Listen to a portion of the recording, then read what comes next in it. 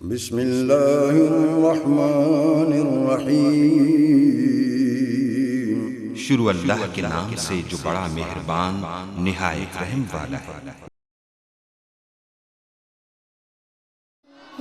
رب کو پیارے رب راضی ہے انہاں ان رب کو پیارے رب راضی ہے انہاں ایویں پیر چوم دے اسی اللہ والیاں دے ان رب کو پیارے رب راضی ہے ناتے ایویں پیر چوم دے اسی اللہ والیاں دے ان رب کو پیارے خالق دی کل خدائی اے انہاں دی بادشاہی خالق دی کل خدائی جو چاو دے نہ کر دے دین دے سپاہی جو چاو دے نہ کر دے۔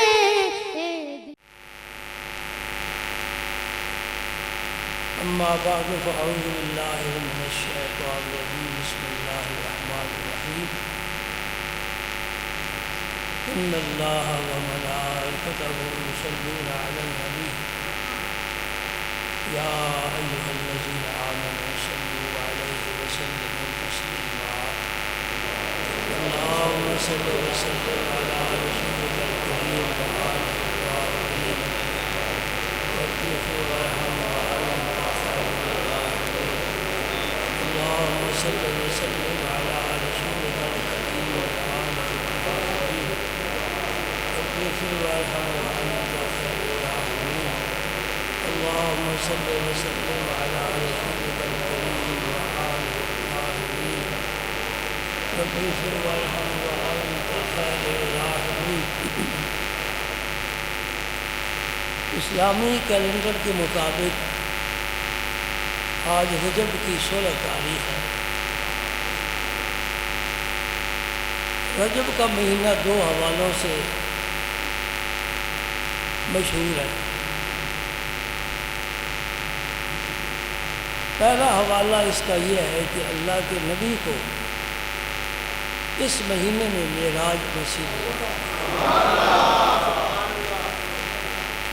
اور حضور کے معجزات میں سے سب سے اعلیٰ معجزہ جس میں بہت ہی اللہ نے خیر و برکت رکھی ہے وہ معجزہ معراج شریف۔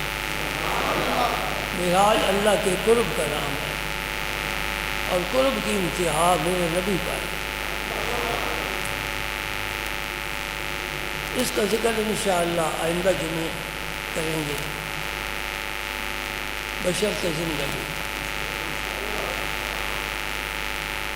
کیونکہ غالباً 22 یا 23 کو تاریخ رجب کی 22 یا 23 کو جمعہ آئے گا اور 27 تاریخ رجب کی حضور کی معراج کے لیے مشہور ہے۔ روایات اور بھی ہیں، وہ ہفتے کے دوران آئے گی تاریخ۔ اور دوسرا حوالہ رجب کا یہ زکوٰۃ کا مہینہ کہلاتا ہے۔ دین اسلام کے 5 رکن حضور نے بیان فرمائے، کلمہ طیبہ، نماز، زکوٰۃ، روزہ، حج۔ یہ ستون ہے جس پر دین کی عمارت قائم ہے۔ ستون گر جائے عمارت قائم نہیں رہ سکتی۔ یہ 5 رکن مومن کے پورے ہوں تو سمجھ لے میرے دین کی عمارت مکمل ہے۔ کسی جگہ بھی خامی کمزوری آ جائے، مثلا نماز میں ہی آ گئی اور اب تو ہے 5 وقت بعد جماعت نماز پڑھنا اس زمانے میں یہ ولایت ہے۔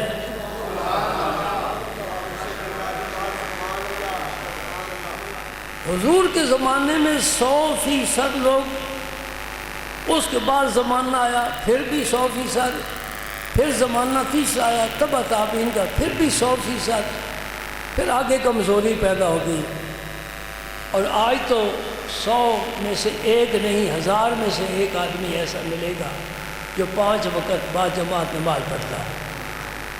آگے میں کمزوری دین میں نہیں، دینداروں میں کمزوری آ گئی۔ دین تو آج بھی جوان ہے، اس کے احکام، اس کے اصول، ان کو دنیا کا کوئی شخص چیلنج نہیں کر سکتا، اس لیے کہ آسمانوں سے آیا ہے سب کچھ۔ اللہ اکبر، اللہ اکبر۔ ایمان کی بھی یہی حالت ہے، یہ 5 رکن ہیں، سارے کے سارے ہی کمزور ہیں۔ یوں سمجھیے مٹی کے ہم نے ستون بنائے، اوپر لنٹر ڈال دیا ہے، وہ تو قائم نہیں رہ سکتے۔ پہلے میں ایمان کی بات کروں، پہلا پارہ وَإِذَا قِيلَ لَهُمْ آمِنُوا كَمَا آمَنَ النَّاسُ۔ اللہ پاک فرماتا ہے اے منافقو، جس طرح میرے نبی کے صحابہ ایمان لائے ہیں اس طرح ایمان لاؤ۔ وہ صحابہ کا ایمان پہلے نمبر کا ایمان، قوت ایمانی ہے زبردست۔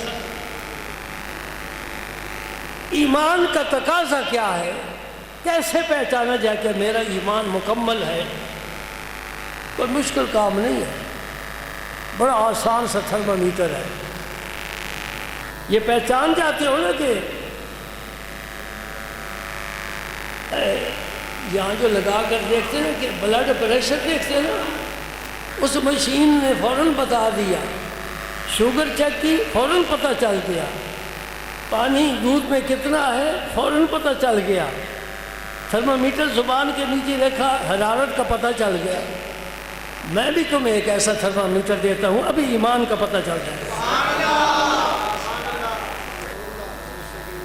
الحمدللہ ہم اسپیشلسٹ ہیں، دل کے نہیں، آنکھوں کے نہیں۔ جو شخص سنے کہ اللہ نے یہ کہا ہے، اللہ کے رسول نے یہ کہا ہے، میرا اس عمل اس کے خلاف ہے، سمجھ لو میرا ایمان ناقص ہے۔ سیدھی سی بات ہے، سرفہ سا سودا ہے، کوئی اس میں ٹیڑھا پن نہیں ہے۔ پتہ چلے کہ یہ اللہ کا فرمان ہے، یہ رسول اللہ کا فرمان ہے، میرا اس پر عمل نہیں ہے، میں اس کے خلاف ہوں، سمجھ لے میرا ایمان ناقص ہے۔ صحابہ کو میں کیسے پہنچ سکتا ہوں؟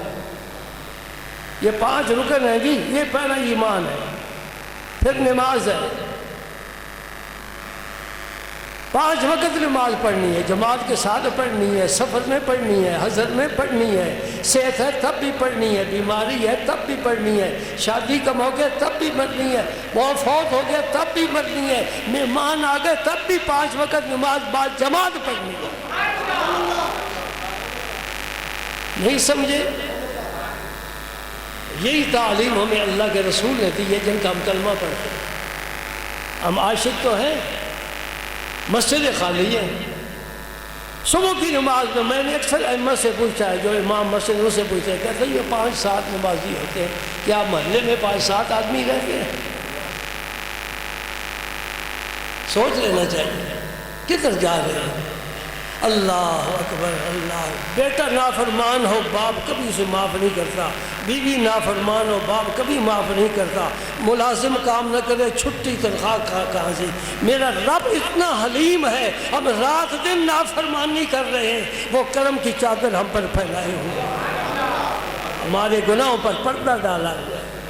کہتے ٹھیک ہے جو کچھ تو نے کیا ہے غلط کیا ہے، لیکن میں تجھے ناشتہ بھی کراؤں گا، نیند بھی دوں گا، آرام بھی کرنے کا موقع دوں گا، صبح اٹھاؤں گا بھی صحیح، کام پر بھی بھیجوں گا، اور کسی کو پتہ بھی نہیں چلنے دوں گا رات کو اس نے کیا کیا ہے۔ پڑوسی کو نہیں پتا۔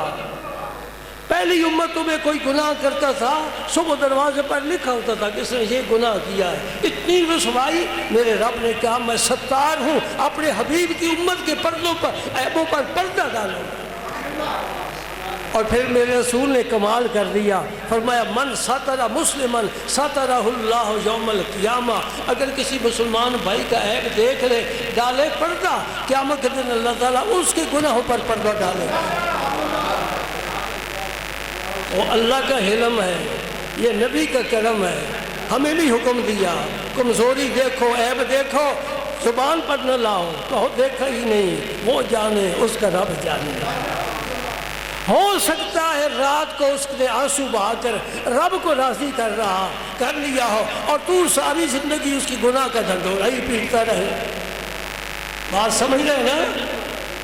اللہ معاف کر دیتا ہے۔ میرے نبی نے فرمایا، سنو حدیث پاک، زمین سے لے کر آسمان کی چھت تک، فرمایا میرا بندہ تو گناہ کر کے آ جا، ایک دفعہ معافی مانگ، معاف کر دے۔ اتنے گناہ تو ساری امت کے بھی نہیں ہو سکتے کہ یہ آسمان کی چھت کو پہنچے۔ رب فرماتا ہے جتنے مرضی گناہ کر، زمین بھر دے، فضا بھر دے، اور آ میرے پاس اور ندامت کا آنسو بہا، مجھ سے معافی مانگ، میں رب العالمین ہوں، معاف کر دوں۔ سبحان اللہ۔ نماز کا معاملہ بھی کمزور، اور زکوٰۃ ہوتی مالداروں پر ہے، غریب کو چھٹی۔ یہ مالدار کے مال میں رب نے غریب کا حق رکھا ہے، اگر حق ادا نہیں کرے گا قیامت کے دن، حدیث پاک ہے، نبی پاک نے فرمایا مالدار نے غریب کا حق نہیں ادا کیا، قیامت کے دونوں اکٹھے ہوں گے، مالدار بھی غریب بھی۔ غریب کہے گا یا اللہ تو نے میرا حق اس کے مال میں رکھا تھا، انہیں مجھے نہیں دیا۔ اللہ تعالیٰ فرمائیں گے اے غریبوں، تمہیں میں اپنا قرب عطا کروں گا اور ان کو میں دور کر دوں گا جنہوں نے تمہارا حق ادا نہیں کیا۔ یہ زکوٰۃ حق ہے، مالداروں کے مال میں ان فقیروں کا حق ہے۔ حج بھی غریب پر نہیں، وہ بھی امیر پر ہے۔ نماز اور روزہ یہ امیر غریب سب کے لیے برابر ہے۔ حدیث پاک سنو، نبی پاک صلی اللہ علیہ وسلم نے ارشاد فرمایا، عبداللہ بن عباس روایت فرماتے ہیں، حدیث ہے بخاری کی، حدیث ہے مسلم کی، متفق علیہ، دونوں صحیح ہیں، کتابوں میں موجود ہے۔ نبی پاک نے فرمایا حضرت معاذ کو، تیار ہو جا، میں نے تجھے یمن کا گورنر بنا دیا۔ سبحان اللہ۔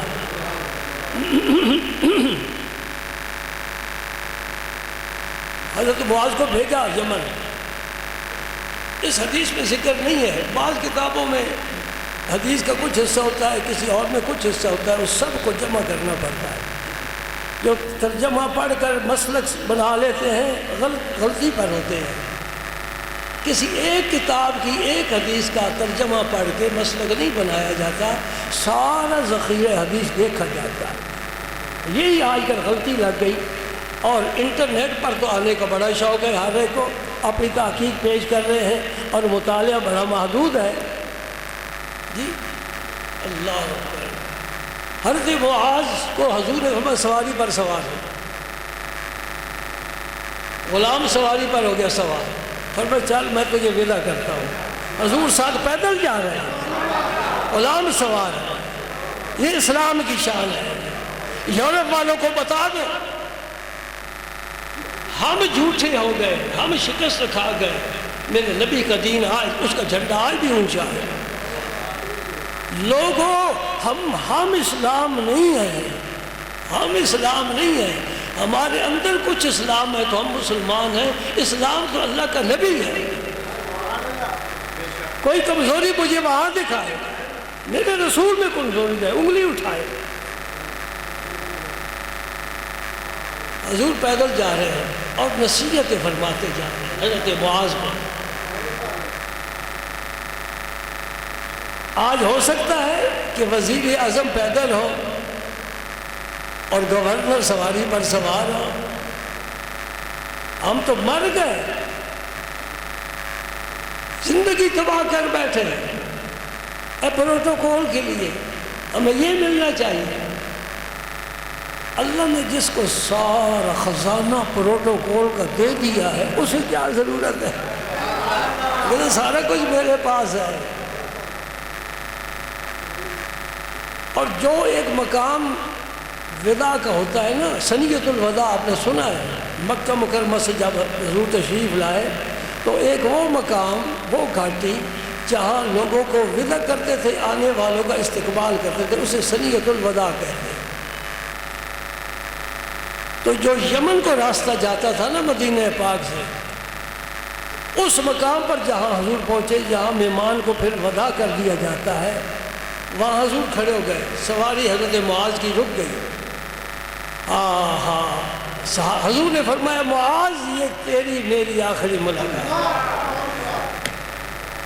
کتنے بیٹھے ہو؟ میں اوپر بیٹھا ہوں، مجھے بھی پتہ نہیں، کسی کو نہیں پتہ۔ نبی پاک نے فرمایا معاذ تیری میری آخری ملاقات ہے، اب جب کبھی تو مدینے آئے گا تو میری قبر انور پر آئے۔ حضرت معاذ رونے لگ گئے، سبحان اللہ۔ تھے بڑے مضبوط صحابہ، میدان میں جاتے تھے تلواروں کے ساتھ کھیلتے ہوئے، مسکراتے ہوئے، جب نبی کے سامنے آتے تھے تو موم ہو جاتے تھے۔ نبی پاک نے ان کے دل نرم کر دیے تھے، نرم کر دیے تھے، قرآن سنتے تھے رونے لگ جاتے تھے۔ سبحان اللہ، یہی کمال ہوتا ہے، یہی کمال ہوتا ہے۔ حضور نے پھر یہ وصیت فرمائی،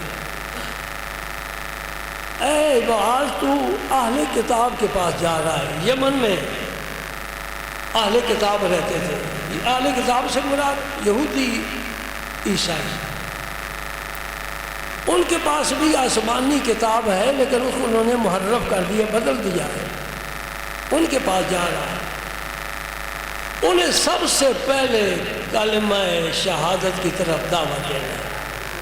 پڑھو اشہد ان لا الہ الا اللہ واشہد ان محمد رسول اللہ صلی اللہ علیہ وسلم۔ یہ خدا کی قسم ایسے 24 حرف ہے نا، لا الہ الا اللہ محمد رسول اللہ کے 24 حرف ہے، جس کا خاتمہ اس پر ہو جائے، ماضی میں جو کچھ کیا ہے رب کہتا ہے میں جنت تجھے ضرور عطا کروں گا، تو میرے نبی کا کلمہ لے کر آیا ہے۔ سبحان اللہ، اس کا ضرور بھی ورد کیا کرو، زیادہ نہ کر سکو 100 دفعہ صبح 100 دفعہ رات کو یہ پڑھ لیا کرو، انشاءاللہ یہ تیرا کلمہ تیرے سینے میں محفوظ رہے گا، شیطان اسے کبھی چھیڑ نہیں سکے گا۔ یہ میرے نسخے لے جایا کرو اور استعمال کیے کرو، بڑے کام کے ہیں۔ 100 دفعہ صبح کلمہ طیبہ، 100 دفعہ شام کو، 200 دفعہ دن میں، زیادہ پڑھو تو کیا بات ہے، جتنا گڑ ڈالتے جاؤ گے میٹھا ہوتا جائے گا۔ فرمایا سب سے پہلے کلمے کی دعوت دینا، اس لیے کہ اس دعوت کے بغیر کوئی بھی نیکی قبول نہیں ہے۔ لوگ کہتے ہیں انگلینڈ سے آتے ہیں، وہ جی ڈنڈی نہیں مارتے، وہ ملاوٹ نہیں کرتے، وہ خیانت نہیں کرتے، خدمت خلق نہیں کرتے، یہ کرتے ہیں وہ کرتے ہیں۔ میں نے کہا سب کچھ کھوٹا ہے، نبی کا نام نہیں، سب کچھ بیکار ہے۔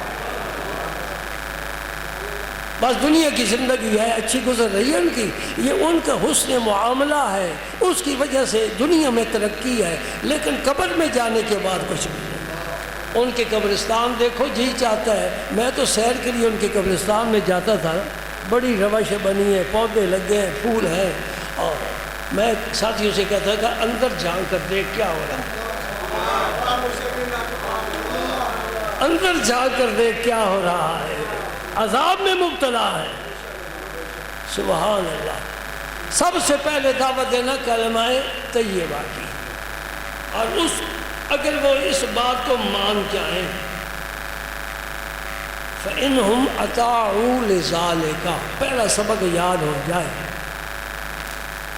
پھر انہیں بتا اللہ تعالیٰ نے تم پر دن رات میں 5 نمازیں فرض فرمائی ہیں۔ اگر یہ بات بھی مان جائے تو پھر انہیں بتا تمہارے مال میں رب نے صدقہ فرض فرمایا ہے، زکوٰۃ کو بھی صدقہ کہتے ہیں، صدقہ کئی قسم کا ہوتا ہے، اس کا کیا ہمارا اصول ہے؟ فرمایا تُؤْخَذُ مِنْ أَغْنِيَائِهِمْ فَتُرَدُّ عَلَىٰ فُقَرَائِهِمْ، کہ ان کے مالداروں سے زکوٰۃ وصول کر کے ان کے غریبوں میں تقسیم کی جائے گی۔ یہ مال صدقہ جو ہے یہ ہم مدینہ پاک نہیں لے جائیں گے، یہ نبی پاک کی جیب میں نہیں جائے گا، میرے پاک پیغمبر تو ان چیزوں سے تھے ہی بے نیاز۔ تمہاری ہی مال سے زکوٰۃ لے کر تمہارے ہی غریبوں میں تقسیم کی جائے گی تاکہ تمہاری غربت کا فقر کا علاج ہو جائے۔ تم کھاتے ہو شام کو، وہ بھی ہانڈی پکا کر بیٹھے۔ اس سے یہ پتہ چلا کہ یہ زکوٰۃ اور چیز ہے اور کسی حکومت کا ٹیکس اور چیز ہے۔ ٹیکس حکومت کے خزانے میں جاتا ہے، زکوٰۃ جو ہے یہ امیر لوگوں سے لے کر غرباء میں تقسیم کی جاتی ہے۔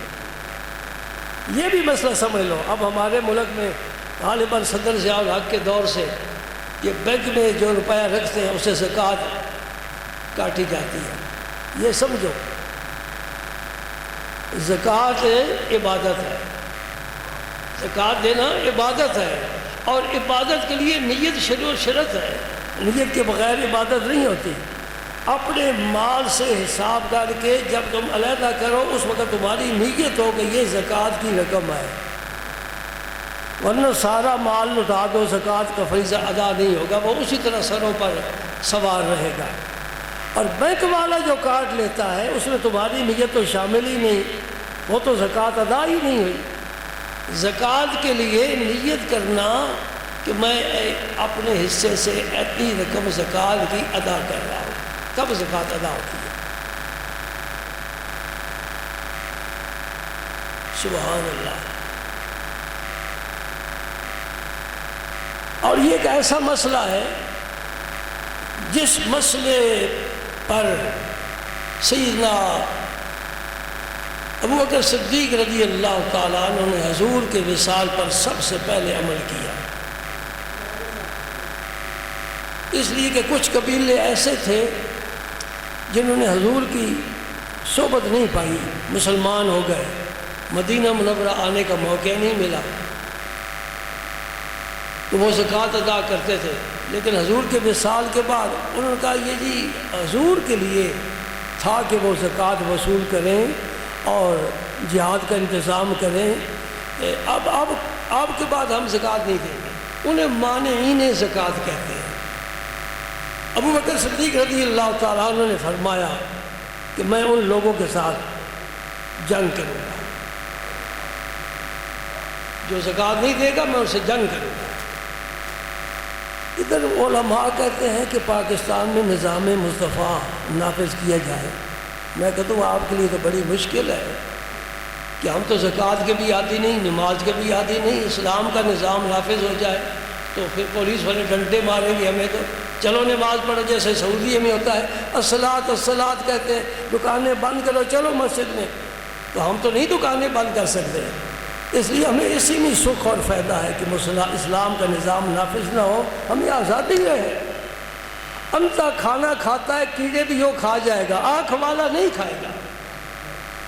یہ دین ہمیں آنکھ دیتا ہے، میری بات سمجھ رہے ہو؟ دین کی آنکھ نہ ہو تو آدمی یوں اندھیروں میں ٹھوکریں کھاتا ہے، اگر یہ آنکھ مل جائے صراط مستقیم پر آ جاتا ہے، پھر نہیں ضرورت ہوتا، کیونکہ اس کے سامنے راستہ آ گیا نا۔ اندھے کے پاس راستہ نہیں، یوں ہی کھڑا بلا رہا ہے آؤ مجھے راستے پر لے چلو۔ امام احمد کا یہ چوتھے امام ہیں فقہ کے، ان کا ہی مسلک سعودیہ میں رائج ہے، وہ سارے علماء ان کی تحقیق کے مطابق تمام اعمال ادا کرتے ہیں۔ ان کا فتویٰ ہے جو شخص نماز نہیں پڑھتا وہ دار اسلام سے خارج ہے، کافر ہے۔ اگر کوئی ایک امام کی بات ہے اتنی اہمیت نہیں دیتے، میں تمہیں نبی کے صحابہ کی مجلس میں لے جاتا ہوں، سب سے قدابر حضرت عمر فاروق ہے، وہ بھی فرما رہے ہیں جو نماز نہیں پڑھے گا وہ دار اسلام سے خارج بے ایمان ہے اور کافر ہے۔ یہ معمولی واقعہ معاملہ نہیں ہے کہ چلو کوئی بات نہیں، پڑھ لی نہیں پڑھی، یہ بہت بڑا عام بات، اس وقت دین کی دار و مدار ہے۔ اس لیے کہ قرآن پاک میں نماز کو ایمان سے تعبیر کیا گیا ہے، ان اللہ لا یضیع ایمانکم ان اللہ بالناس لرؤوف الرحیم۔ یہاں ایمان سے مراد نماز ہے، رب نے ایمان اور نماز کا ایک ہی نام رکھا ہے، جو نماز نہیں پڑھتا حضرت عمر فرماتے ہیں وہ مسلمان ہی نہیں بھی معنی کافر ہے، اس کا خون مباح ہے۔ لیکن ہمارے امام اعظم نے تھوڑی نرمی برتی۔ امام اعظم فرماتے جو شخص نماز نہیں پڑھتا تمہارے کہنے کے باوجود اسے قید میں جا ڈالو، جیل میں بھیج دو، اور اسے مجبور کرو کہ وہ نماز کا عہد کرے۔ جب تک عہد نہیں کرے گا جیل سے باہر نہیں آئے گا۔ یہ اسلامی جیلیں ہیں۔ آج کل کی جیلیں کیسی ہو رہی ہے؟ سبحان اللہ۔ حضرت عمر فاروق آ گئے، کہتے ابو بکر کیا فیصلہ کیا ہے؟ آپ نے فرمایا میں جو مانعین زکوٰۃ ان کے خلاف میں تلوار اٹھاؤں۔ انہوں نے کہا موقع کی نزاکت کو دیکھو، ابھی ابھی سرکار کا وصال ہوا ہے، اور اسامہ کا لشکر بھی ابو بکر صدیق نے روانہ کر دیا تھا، اور مدینہ پاک طاقت سے خالی ہو گیا، بہت تھوڑے صحابہ رہ گئے۔ اب تم ایک نیا کام کرنا چاہتے ہو، کوئی دشمن آ کر حملہ آور ہو جائے تو وہ تو مدینہ پاک پر غالب آ جائے گا۔ یہ میں حدیث پاک پیش کر رہا ہوں، یہ متفق علیہ حدیث ہے۔ یہ ابو بکر صدیق اور عمر فاروق کی گفتگو ہو رہی ہے۔ عمر مشیر ہے، ابو بکر صدیق خلیفہ وقت ہے، اور عمر کے مشورے کے بغیر فیصلہ کر چکے ہیں کہ میں مانعین زکوٰۃ کے ساتھ جنگ کروں گا، جب تک وہ چیز جو حضور کے زمانے میں دیا کرتے تھے نہیں دے گے، بیت المال میں ان کی وہ زکوٰۃ نہیں آئے گی، میں ان کے ساتھ لڑوں گا، جنگ کروں گا۔ تھے بظاہر کمزور، بدن آپ کا کمزور تھا۔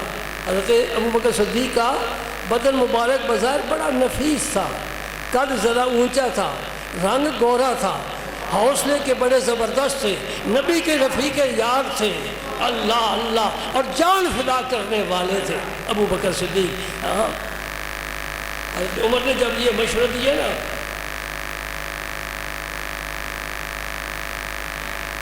اور ساتھ حدیث بھی سنا دی، آج کل بھی تمہیں حدیثیں سناتے ہیں کہ رفع یدین کیا کرو، آمین اونچی کہا کرو، امام کے بعد فاتحہ پڑھا کرو۔ تمہارا فاتحہ کیوں نہ پڑھ دیں؟ یہ ایک الگ مسئلہ ہے۔ حدیث پیش کر عمر فاروق، فرمایا رسول پاک صلی اللہ علیہ وسلم نے فرمایا امرت ان اقاتل الناس حتی یقولوا لا الہ الا اللہ فمن قال لا الہ الا اللہ اسمع منی مالہ ونفسہ الا بحقہ وحسابہ علی اللہ۔ اس حدیث کا معنی یہ ہے کہ رسول پاک نے فرمایا اللہ نے مجھے حکم دیا ہے کس بات کا؟ میں لوگوں سے جہاد کروں حتیٰ کہ وہ لا الہ الا اللہ پڑھنے لگ جائیں، جہاد ختم، تلوار نیام میں، فوجیں واپس، پڑھو نمازیں، تم ہمارے بھائی ہو، مسلمان ہو۔ یہ لا الہ تو پڑھتے ہیں، یہ سمجھنے والی بات ہے۔ یہ جو زکوٰۃ کا انکار کر رہے ہیں یہ لا الہ تو پڑھتے ہیں، ان کے ساتھ پر جہاد کیوں کرتے ہیں؟ جس طرح کچھ مرزائیوں کے بڑے مخلص وہ بھی کہتے ہیں، وہ کلمہ پڑھتے ہیں، انہیں تو مرتد اور بے ایمان کیوں کہتے ہو؟ یہ صرف کلمہ کافی نہیں، کلمہ کے ساتھ کلمہ طیبہ کی شاخیں بھی ہیں۔ جیسے ایک حدیث میں آتا ہے نا، نبی پاک نے فرمایا نماز کلمہ طیبہ جو ہے یہ جنت کی چابی ہے۔ تو کسی شخص نے حضرت ابن سیرین سے عرض کیا غالباً، جی حضور کلمہ ہم پڑھتے ہیں بس چابی ہمارے پاس ہے، ہم جائیں گے جنت کا دروازہ کھول لیں گے۔ آپ نے فرمایا چابی کے دانت بھی ہوتے ہیں، یوں ہی چابی تو گھومتی پھرتی رہے تو تالا نہیں نہ کھلتا، اس کے ساتھ کچھ اور بھی ہوتا ہے۔ تو نماز بھی ہے، زکوٰۃ بھی ہے، حج بھی ہے، روزہ بھی ہے، سچ بولنا ہے، حلال کھانا ہے، یہ ساری چیزیں تب کلمہ مکمل ہوتا ہے نا۔ حضرت عمر فاروق نے عرض کیا کہ یہ حدیث پاک ہے تو وہ کلمہ پڑھتے ان کے ساتھ جہاد کیسے کرو گے؟ اب سنو ابو بکر صدیق کا اعلان، اور عمر ہے بڑا قوی ہے، بڑا مضبوط ہے، ارادے کے بھی مضبوط ہے، بدن کا بھی مضبوط ہے، ایمان کا بھی مضبوط ہے، دین کا بھی مضبوط ہے۔ یہ حضرت ابو بکر صدیق ہیں، نحیف البدن، کمزور، رقت والے، رونے لگ جاتے تھے سرکار کے سامنے، آنسو رکتے نہیں تھے۔ وہ کیا کہتے ہیں؟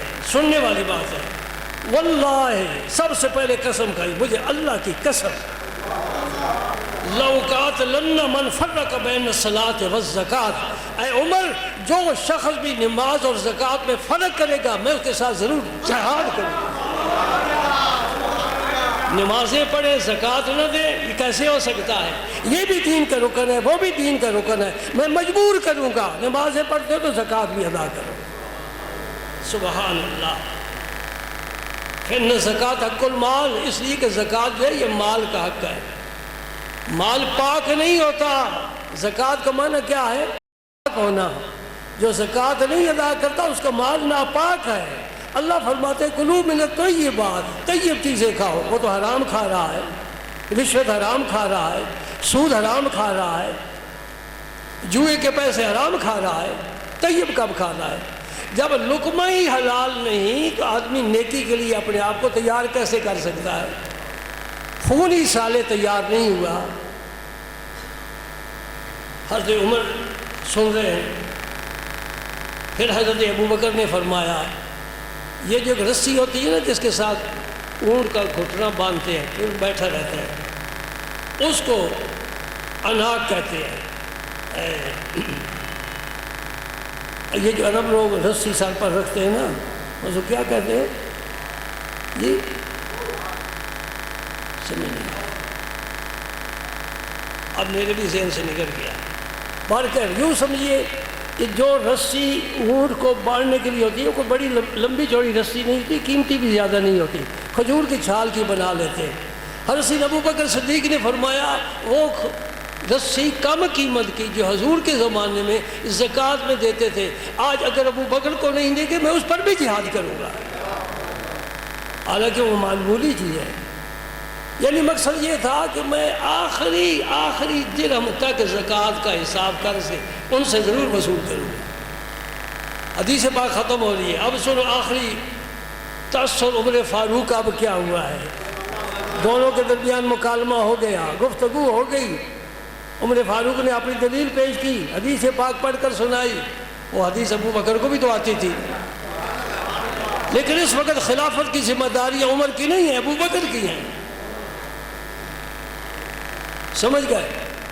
حضرت عمر فاروق کیا فرماتے ہیں؟ فواللہ ما هو الا رأيت ان اللہ شرع صدر ابی بکر للقتال فعرفت انه الحق۔ اللہ کی قسم، ابو بکر کی اس کی گفتگو سننے کے بعد میں سمجھ گیا کہ اللہ نے ابو بکر کے سینے کو جہاد کے لیے کھول دیا ہے، اور جو کچھ انہوں نے کہا ہے سوچا ہے حق ہے، میں بھی ساتھ ہوں۔ یوں مناظرے ہو نا تو پھر مسئلے حل ہو جاتے ہیں۔ یہ مناظرہ ہو گیا نا، باس مباحثہ ہو گیا۔ اللہ پاک نے اپنے نبی کو حکم جو دیا ہے وَأَقِیمُوا الصَّلَاةَ وَآتُوا الزَّکَاةَ، اقیموا الصَّلَاةَ وَآتُوا الزَّکَاةَ، نماز قرآن پڑھتے جاؤ، گنتے جاؤ۔ کتنے مقامات پر اللہ کا ایک دفعہ کہہ دینا کافی تھا؟ وہ کہتے ہیں سویا ہوا ہے میرا بندہ، اس کو میں نے جگانا ہے۔ بار بار اقیموا الصَّلَاةَ وَآتُوا الزَّکَاةَ۔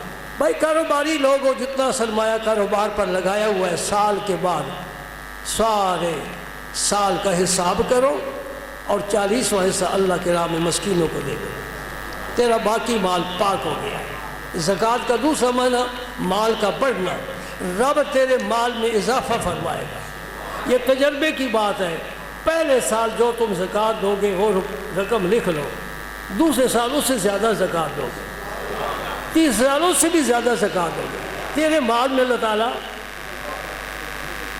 ایک حدیث پاک میں عرض کر کے پھر اجازت چاہوں گا۔ قارون کا ذکر تو میں اب کر نہیں سکتا، سبھی جانتے ہو، موسیٰ علیہ السلام کے چچا کا بیٹا ہے۔ موسیٰ علیہ السلام نے ہی اسے کیمیا گری سکھائی تھی، یہ سونا بناتا تھا۔ تو قرآن پاک میں اس کے خزانے کا ذکر آتا ہے کہ ایک جماعت اس کے خزانے کی چابیاں اٹھاتی تھی۔ خزانہ کتنا تھا، اتنا جمع کر لیا۔ موسیٰ علیہ السلام نے فرمایا سال گزر چکا ہے، میرے رب نے حکم دیا ہے زکوٰۃ ادا کرو۔ انہیں کہا جی میں حساب کر کے بتاتا ہوں۔ جب حساب کیا وہ بہت زیادہ بندہ تھا، بڑی بڑی فیکٹریوں والوں کے لاکھوں کا حساب ہے زکوٰۃ کا۔ وہ کسی مسکین کو دینا تو پر پسند نہیں کرتے، وہ ڈسپنسری کھول لیتے ہیں یا تاکہ روپیہ ہمارے پڑوس میں ہی رہے اور جو یہاں علاج کرانے کے لیے آئے ہمیں سلام کرتے رہے۔ نہیں، اللہ کے راہ میں جو دینا ہے دے کر بھول جاؤ، نیکی کر دریا میں ڈال. رب نے تجھے دیا ہے, کبھی حساب مانگنے کے لیے کوئی فرشتہ آیا ہے؟ اسرائیلی آ جائے تمہیں پکڑ کر بیٹھ جائے, بناؤ بھائی حساب صفائی لے نکالو, ذرا حساب دو, ہم تو نہیں دے سکتے. رب دیتا جاتا ہے, دیتا جاتا ہے, دیتا جاتا ہے. حساب کا ایک دن مقرر ہے, جب آؤ گے دیکھا جائے گا. قارون نے جب حساب کیا نا تو بہت زیادہ مال بنتا تھا. میں مختصر بات کر رہا ہوں, تفسیروں میں یہ واقعہ بڑی تفصیل سے آیا ہے کیونکہ قرآن پاک میں ذکر آیا ہے.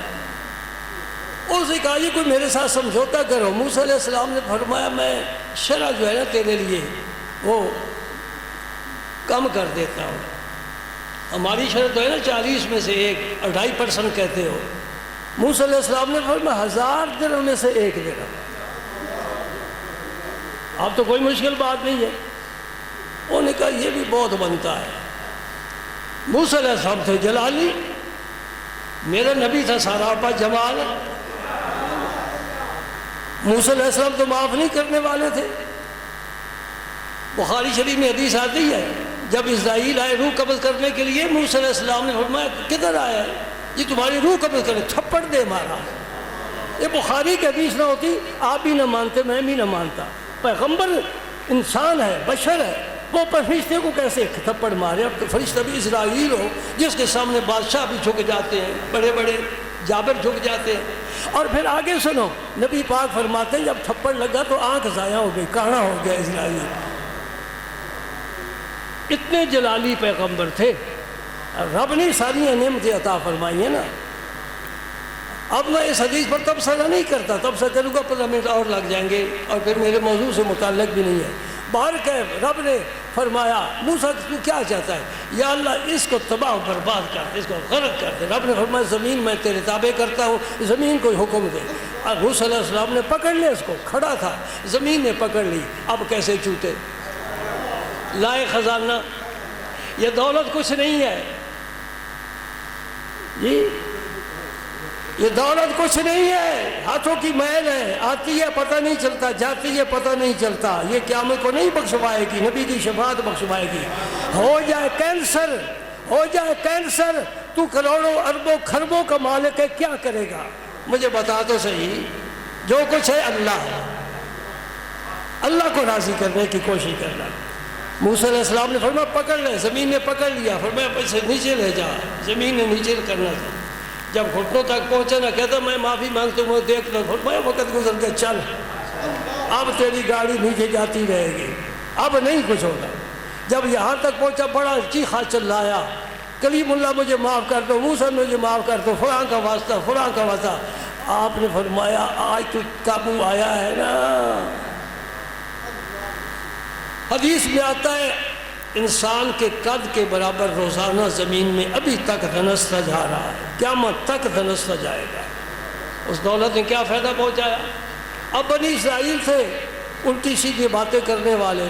انہوں نے کہا موسیٰ علیہ السلام نے یہ سارا کچھ اس لیے کیا ہے تاکہ اس کے خزانے پر قبضہ کر لے. پیغمبر کو خزانے کی کیا ضرورت ہے؟ موسیٰ علیہ السلام نے عرض کیا مولا کریم اس کے خزانے کو بھی دھنسا دے. فخسفنا به وبداره الارض, ہم نے قارون کو بھی خسف کر دیا, اس کے خزانے کو بھی خسف کر دیا. اب رحمت کی بات سناؤں. میرے نبی نے فرمایا صلی اللہ علیہ وسلم, نبیوں کے نبی نے فرمایا صلی اللہ علیہ وسلم, ایک شخص جنگل میں جا رہا تھا. پہلی امتوں کا واقعہ فرمایا. ایک شخص جنگل میں جا رہا تھا, بادل آ گیا اچانک, اور اس بادل کو آواز میں حکم ملا کہ فلاں شخص نام لیا, اس کے باغ پر برس اور اس کو جا کر سیراب کر. زمین پر بندے تو بڑے آباد ہیں, باغات بھی ہیں, لیکن خاص اس آدمی کے باغ کو سیراب کر. وہ شخص کہنے لگا, دل میں سوچنے لگا وہ آدمی بڑا کہ اللہ کو پسند ہے کہ سپیشل بادل بھیجا جا رہا ہے, جاؤ برسو, جاؤ ان کے باغ کو سیراب کرو. وہ بادل کے نیچے نیچے چلا گیا کہ میں اس آدمی سے ملاقات کرنا چاہتا ہوں. دیکھا ایک جگہ بادل خوب برسا اور پھر نالی کے ذریعے پانی باغ میں داخل ہوا, یہ بھی باغ میں داخل ہو گئے. دیکھا ایک سفید ریچھ بزرگ وہ کسی لے کر وہاں پانی لگا رہے ہیں اپنے باغ کو۔ علیہ سلیک کے بعد پوچھتے ہیں یہ آپ کا نام کیا ہے؟ انہوں نے پوچھا کہ آپ میرا نام کیوں پوچھتے ہو؟ انہوں نے کہا میں نے بادل میں تیرا نام بادل سے سنا ہے۔ انہوں نے کہا میرا یہ نام ہے، وہی نام جو انہوں نے سنا تھا۔ میں آپ سے یہ پوچھنا چاہتا ہوں کہ رب نے، وہ ہے تو رحمان بھی ہے رحیم بھی ہے، تیرا خاص نام لے کر بادل کو کیوں حکم دیا ہے؟ تیرے پاس کیا عمل ہے؟ یہ اچھے عمل تلاش کیا کرو۔ جو 120 سال کا ہو نا تو ہو جوان تندرست صحت مند، لوگ پوچھتے ہیں جی آپ غذا کیا استعمال کرتے تھے، آپ کی صحت کی وجہ کیا ہے، راز کیا ہے؟ اس طرح نیک لوگوں سے ان کی اعمال دریافت کرنے سے آدمی کی روحانیت میں ترقی ہوتی ہے۔ اس نے کہا بھائی میں کیا تمہیں بتاؤں، یہ میرا باغ ہے، یہی میری آمدن ہے، جب یہ فروخت ہوتا ہے مجھے جو اس کا منافع ملتا ہے میں اسے برابر 3 حصوں میں تقسیم کرتا ہوں۔ ایک حصہ تو میں اپنے بچوں کو دے دیتا ہوں، ایک حصہ میں پھر اسی باغ پر لگاتا ہوں، تیسرا حصہ میں اللہ کے راہ میں خیرات۔ اب رب کا آ گیا حصہ، رب نے پھر کیوں نہ انتظام کرے، وہ جاؤ بھی بادلو جاؤ بارش برساؤ، وہاں میرا بھی حصہ ہے۔ بس یہی سمجھ تمہاری غلط ہے، تم اپنے کاروبار میں رب کو شریک کر لو، یا اللہ تیرا بھی حصہ ہے، رب برکت دے گا۔ ہم کہتے ہیں تیسرا حصہ گیا 2 رہ گئے، کیا بنے گا؟ نہیں بنے گا، رب برکت دینے والے۔ نبی پاک نے 1 پیالہ دودھ کا 70 صحابہ کو پلایا ہے، یہ برکت ہے۔ اور کچھ لوگ کہتے ہیں جی کماتے بہت ہے، پتہ نہیں جاتا کدھر ہے، جانا کدھر ہے، بے برکت ہی ہے گھر میں، نماز نہیں، تلاوت قرآن نہیں، پاکیزگی طہارت نہیں، جائے کدھر؟ جدھر سے آئے ادھر ہی چلا جاتا ہے۔ اللہ کی راہ میں دینے والا یہاں اللہ کی جناب میں بھی مقبول ہے، وہاں بھی اللہ کی جناب میں مقبول ہے۔ الذین ينفقون فی سبیل اللہ، سبحان اللہ۔ اللہ پاک جگہ جگہ انفاق فی سبیل اللہ کی آیات کے ذریعے ہمیں رغبت دلاتا ہے کہ جو کچھ تمہارے ہاتھ میں آئے اپنی ضروریات پوری کرو، پڑوسیوں کا خیال رکھو، یتیموں کا خیال رکھو، کوئی بیوہ عورت ہے خیال رکھو، کوئی معذور ہے خیال رکھو، کوئی بیمار ہے خرچ کرو اس پر۔ یہ خرچ کرنے سے پیسہ کم نہیں ہوتا۔ 2 فرشتے آسمان سے روزانہ زمین پر آتے ہیں، ایک فرشتہ دعا مانگتے ہیں یا اللہ، اللہ تعالیٰ دعا مانگنے کے لیے ان کو خود بھیجتا ہے، اور جب خود بھیجتا ہے تو پھر ان کی دعا بھی تو قبول فرماتا ہے نا۔ اے اللہ جو تیرے راہ میں خرچ کرنے والے ہیں ان کو اور زیادہ دے۔ دوسرا فرشتہ دعا کہ یا اللہ جو تیرے راہ میں نہیں دیتے ان کا مال تلف کر دے، ضائع کر دے۔ وہ ضائع کیسے ہو گیا؟ نہ خود کھایا نہ کسی کو کھلایا، جمع کرتا رہا، آئی گھنٹی بجی چل دیے، وہ سارا پیچھے پتہ نہیں کون لے گیا۔ اس سے بہتر ہے اپنے ہاتھ کے ساتھ دے کر جا، اپنے ہاتھ کے ساتھ لوٹا، نیکی کما۔ اللہ اکبر اللہ اکبر۔ نبی پاک نے فرمایا جو آدمی اپنی زندگی میں خیرات صدقہ کرتا ہے، مال تقسیم کرتا ہے، لوگوں میں بانٹتا ہے، رشتہ داروں کو ہمیشہ ترجیح دیا کرو۔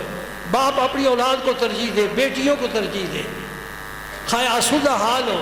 بعض لوگ کہتے ہیں ان کو ضرورت نہیں ہے، ان کو ضرورت نہیں ہے۔ میں کہتا ہوں درود کیوں پڑھتا ہے، نماز کیوں پڑھتا ہے؟ رب کو نماز کی ضرورت ہے؟ درود پڑھتا ہے رسول کو ضرورت ہے؟ کیسی سوچ ہے، شیطانی سوچ ہے۔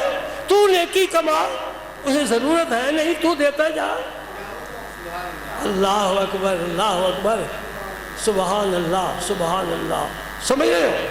ایک فرشتہ دعا مانگ، ہاں میں حدیث عرض کر رہا ہوں، نبی پاک صلی اللہ علیہ وسلم نے فرمایا جو اپنی زندگی میں صحت کی حالت میں دیتا ہے اس کی مثال ایسے جیسے کہ آپ نے کھانا رکھا ہوا ہے، کھا رہا ہے، اسے بھوک ہے، ضرورت ہے، ایک سائل آ جاتا ہے، وہ اٹھا کر سائل کو دے دیتا ہے۔ بھائی نیکی کا لطف آیا نا، خود بھی ضرورت مند ہے، پھر اٹھا کر دے رہا ہے۔ اور جو آدمی آخری وقت دیتا ہے، مرنے کے قریب ہے، اس وقت اللہ کے راہ میں وصیتیں کر جاتا ہے، اس کی مثال ایسے جیسے ایک آدمی نے کھانا کھایا، پیٹ بھر گیا، بچ گیا، کہا فقیر کو دے دو۔ مجھے ایک ساتھی نے لطیفہ سنایا، تم بھی سنو پھر نماز پڑھو ذرا، لطیفہ نبی پاک کی سنت بھی ہے، حضور بھی خوشطبی فرمایا کرتے تھے، لطیفہ نہیں خوشطبی فرمایا کرتے تھے۔ وہ کہتے لاہور کا ایک بڑا امیر آدمی ہے اور وہ بیمار ہو گیا اور اسے ڈاکٹروں نے علاج قرار دے دیا، ہسپتال چلا گیا، انہیں فوراً وکیل کو بلایا، بلاؤ وکیل کو، میں وصیت لکھنا چاہتا ہوں۔ اب وہ کچھ اس کا کچھ اس کا کچھ اس کا، وکیل آ گیا، علاج بھی ہو رہا تھا، اسے افاقہ محسوس ہوا، ڈاکٹر نے بھی امید دلائی تو انشاءاللہ بچ جائے گا۔ وکیل کو تو کہتے ہیں آج جاؤ پھر دیکھا جائے گا، آج تو میں بچ گیا ہوں، اب وصیت کیا کرنی ہے، اب سارا میں ہی سمیٹوں گا۔ دوستوں، اس مال سے پیار کرنے والے یہاں بھی خسارے میں ہیں، وہاں بھی خسارے میں ہیں۔ اللہ کی دین ہے، خدا کی قسم، اللہ دینے والوں کو دیتا ہے، میں قسم کھا کر کہتا ہوں، اور یہ محاورہ ہمارا مشہور ہے، دینے والے کو اللہ دیتا ہے۔ صلہ رحمی کو سب پر مقدم رکھو، سب پر مقدم رکھو، یہی زکوٰۃ ہے۔ ایک آپ کا رشتہ دار ہے اور ہے زکوٰۃ کا مستحق ہے، یہ بھی دیکھنا پڑتا ہے، جس کے گھر ٹی وی ہو، واشنگ مشین ہو اور بہت کچھ ہو تو پھر بھی زکوٰۃ لے لے، یہ غلط ہے۔ وہ مسکین، ایک اور مسکین ہے، اس کی بنسبت رشتہ دار مسکین کو دینا ڈبل ثواب ہے۔ ایک تو آپ نے مالی خدمت کی، خواہ زکوٰۃ دی، صدقہ دیا، دوسرا صلہ رحمی کی ہے، صلہ رحمی کا ثواب الگ ہے۔ اس لیے کہتے ہیں اول خیش بعد درویش، پہلے اپنوں کو نوازو، اپنوں کو نوازو، پھر دوسروں کو عطا کرو۔ اللہ پاک ہمیں اسلام کے ان بنیادی اصولوں پر کم از کم کار بند رہنے کی توفیق عطا فرمائے۔ آج کی خطبے میں ابتدا میں 2 چیزیں بیان کی ہیں اور میں چاہوں گا کہ جو کمی ہے وہ دور کرو۔ 5 وقت بعد جماعت نماز اور مال کا سال کے بعد حساب کر کے زکوٰۃ فقیر و مسکینوں میں تقسیم کرو، تیرا مال پاک ہو جائے گا انشاءاللہ۔